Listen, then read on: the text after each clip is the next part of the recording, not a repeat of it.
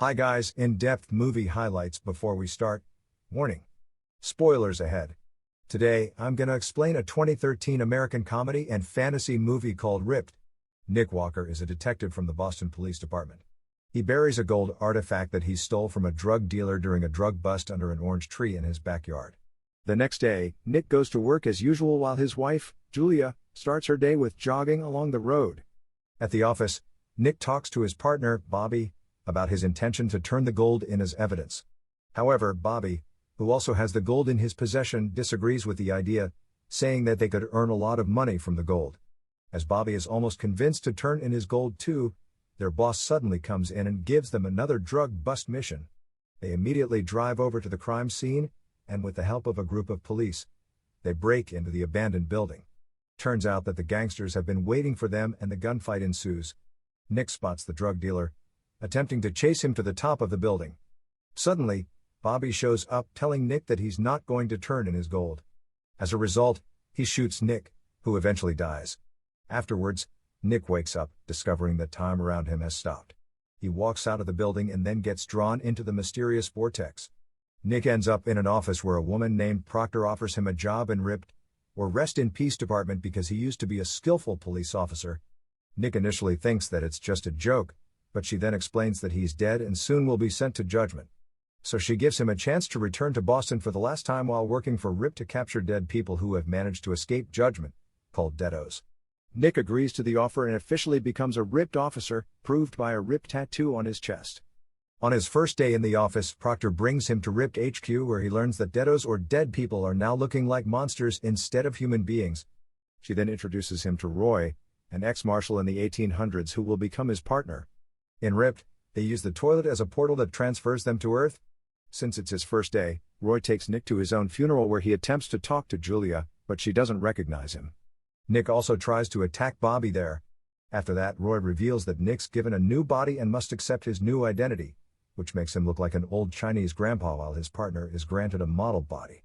On their way, Roy reminds his partner to forget his past and focus on his task as Ripped officer because chasing Julia will be a waste of time. In the evening, they go to an apartment to hunt a deado. Roy gives Nick special bullets, which are used to kill deados, and must be shot in the head. They eventually arrive at Deado's room. The deado still looks like a normal human being, so the Ripped officers provoke him until he transforms into a terrifying deado monster. At first, Deado is not as aggressive as he looks. As Nick begins to cuff his hands, he becomes enraged and wreaks havoc on the entire room. He eventually jumps off the window, so do the officers. Because they're already dead, they are not injured at all and are finally able to corner the deado. Just before Roy shoots the deado, he vomits some gold artifacts which are similar to the ones Nick stole before. Nick becomes curious about the gold artifacts, but his partner keeps babbling about his performance, which makes Nick mad and then throws him to a bus, causing him to lose his beloved hat. As they return to the Ripped HQ, Nick tells his partner that the deado was trying very hard to protect the gold from them, but Roy thinks that it's just a useless and cheap gold, then turns it to another officer. Because Nick keeps insisting to find out about the gold, they attend a baseball match to meet with Roy's informant, Elliot. Nick asks the informant about the gold, but he also claims that it's worthless and means nothing to them. Not satisfied with the answer, Nick gives him the gold and secretly observes Nick's movement from a distance. As expected, Elliot arranges a meeting with a man who turns out to be Bobby, Nick's ex-partner, and subsequently hands him the gold. They follow Bobby from behind, who eventually stops by at Nick's house. Nick sneaks into the house and eavesdrops on his conversation with Julia. Nick is confused when finding out that his ex-partner is asking about Nick's gold. Julia and Bobby go to the backyard where the man retrieves the gold buried under the orange tree. Julia is very upset after knowing that his husband was a thief.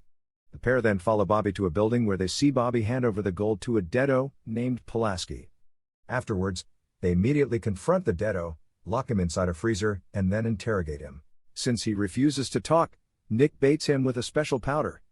He consumes the powder and transforms into a giant monster. Pulaski escapes with his horrifying body shape, attracting nearby public attention. Roy attempts to capture the deado with his weapon, but he's not strong enough, and folds like a cheap lawn chair, causing him to be pulled away by the monster.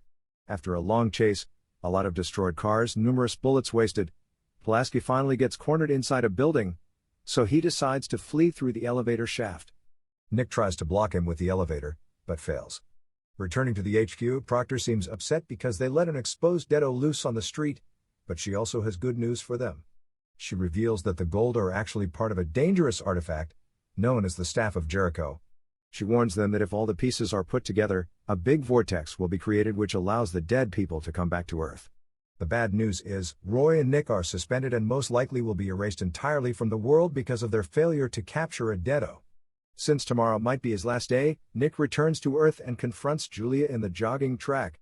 He tries to convince his wife that he's Nick, but she doesn't believe him as all she sees is an old Chinese man. Roy appears and tells his partner to focus on the job, but Nick makes it clear that there's nothing he can do.